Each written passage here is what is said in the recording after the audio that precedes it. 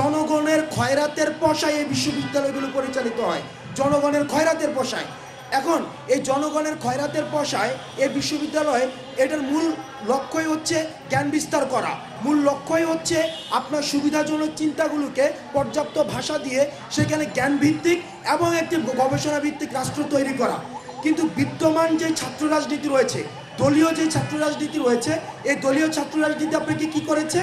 আপনাকে প্রতিদিন class miss দিয়ে মধুর ক্যান্টিনে এসে উমুক ভাই রাজপথ ছাড়ি নাই, উমুক ভাই ভয় নাই, নেতা তোমার ভয় নাই, রাজপথ ছাড়ি নাই বলে আপনাকে মধুর ক্যান্টিনে আসতে বাধ্য করেছে।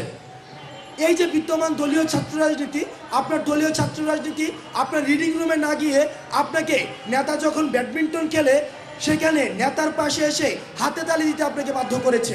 বিদ্যমান দলীয় ছাত্র রাজনীতি আপনাকে সিটের অধিকার থেকে বঞ্চিত করে, নেতা থাকে সিঙ্গেল রুমে আর কর্মীরা থাকবে 32 জনের একটা রুমের গণরুমে।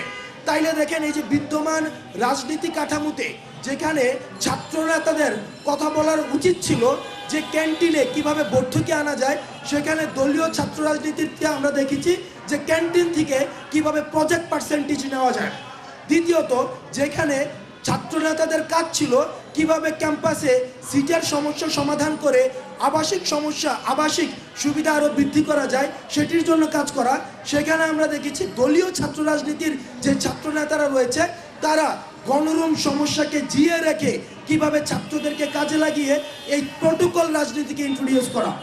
আমাদের যেখানে কথা ছিল ছাত্র নেতাদের যে কিভাবে লাইব্রেরির ফ্যাসিলিটি বৃদ্ধি করা যায়, সেখানে আমরা দেখেছি দলীয় ছাত্র রাজনীতির ছাত্র নেতারা লাইব্রেরি থেকে শিক্ষার্থী এনে মধুর ক্যান্টিনে ভ্যানগার্ড দিয়েছে।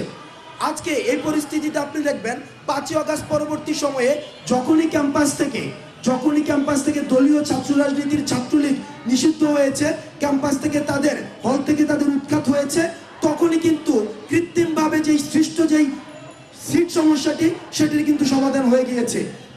তার মানে এই যে দলীয় ছাত্র রাজনীতি যে নামেই থাকুক না কেন, সেগুলো শিক্ষার্থীদেরকে পুঁজি করে তাদের যে মাদার পার্টি, এই মাদার পার্টির পারপাস সার্ভ করতে যুগের পর যুগ ব্যবহার করা হয়েছে।